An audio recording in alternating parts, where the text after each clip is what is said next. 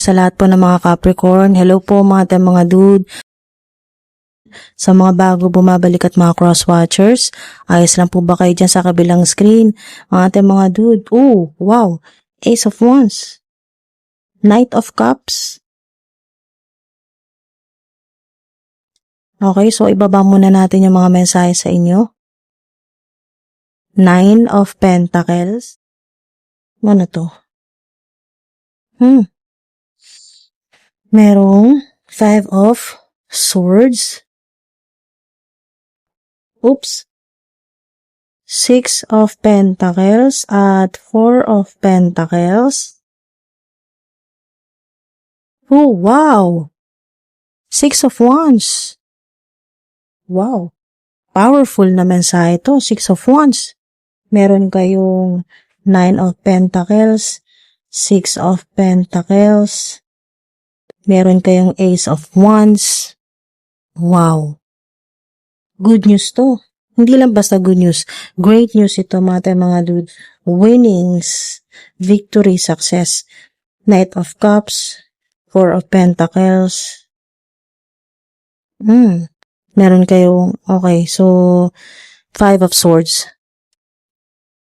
Medyo ito yung heavy energy,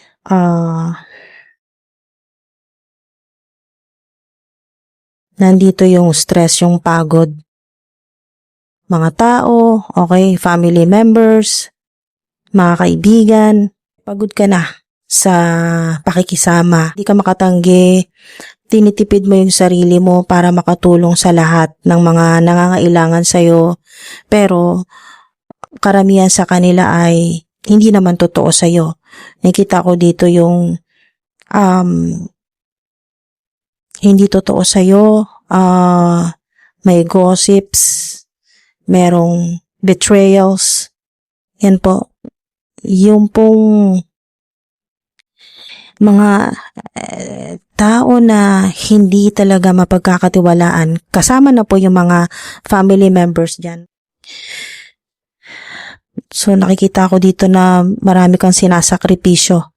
Isinasakripisyo mo ang sarili mo para sa kanila, pero hindi naman sila totoo sa'yo. Ang sakit niyan. Okay, so dito naman tayo sa mga positive naman na energy o high frequency, lalo-lalo na po itong Six of Wands, na dito yung public recognition. Kung meron po kayong online platform or may negosyo kayo, online business, ang ilan naman po ay nagbabakasakali sa mga luck-based activities, malalaking panalo po ito, or maliliit man pero sunod-sunod naman po na panalo.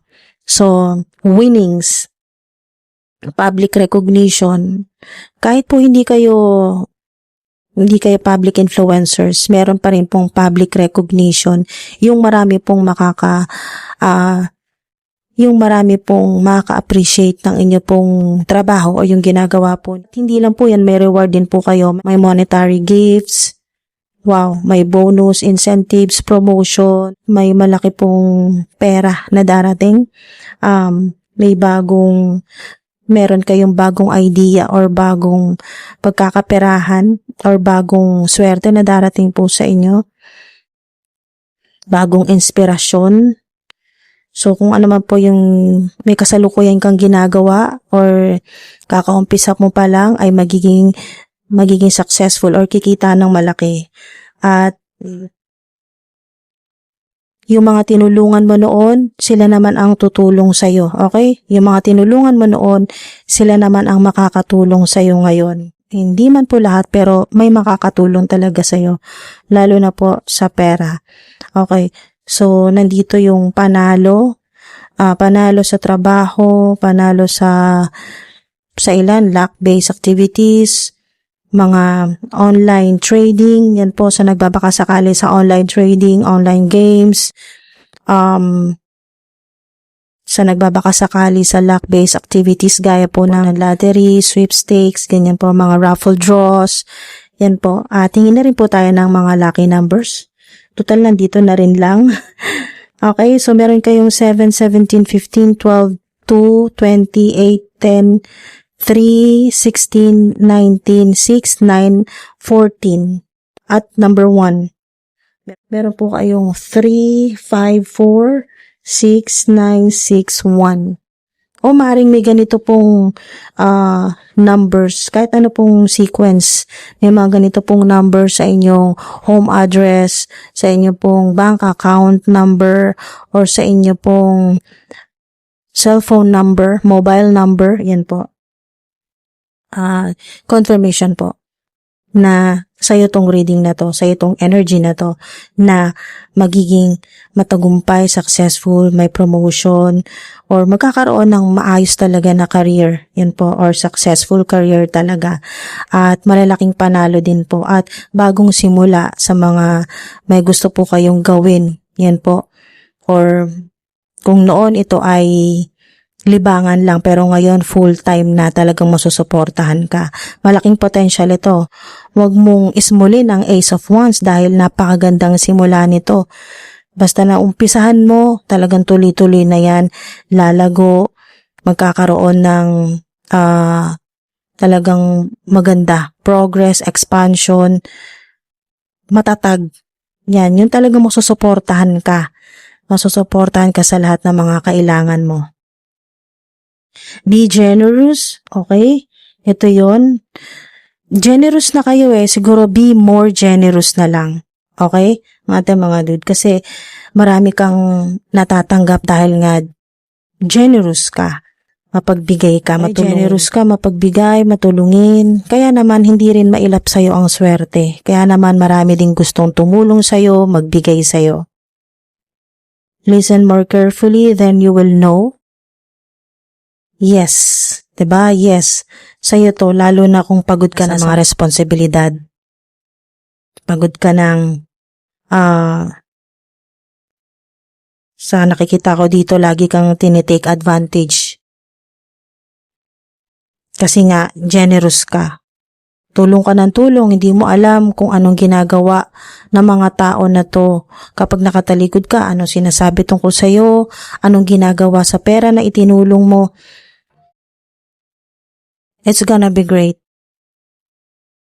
Diba? Kaya para sa'yo talaga tong mensahe na to, sana umabot ka sa part na to. It's gonna be great. Ano man itong mga blessing na darating sa'yo, it's gonna be great. Now you can. Okay? Now you can. Kaya mo na. You can, pero may paalala. Okay? Don't overdo it. Ano man po yan na ginagawa po ninyo, don't overdo it. Alam mo yan kung ikaw ang tinutukoy. Paalala lang naman yan, pero kasi maganda naman yung ginagawa mo. Siguro yung sinasabing don't overdo it ay yung masyado kang yung bigay ng bigay, yung kahit wala nang matira sa'yo. At hindi rin naman lahat ay maganda ang ginagawa sa itinulong mo. Hindi maganda yung ginagawa sa'yo. Lalo na kasi sneaky yung energy ng Five of Swords. Sneaky, may pagka-traidor, ganun yung vibe. So, negative po yan. So, meron kang mga nasa paligid mo na talagang pinagkakatiwalaan mo pero hindi talaga dapat pagkatiwalaan. Okay, so huwag tayo mag-focus sa negative, mga dude. At maganda yung inyo pong energy. Basta focus po sa, so mga dude, mas maganda na mas mag-focus po kayo sa positive. Okay?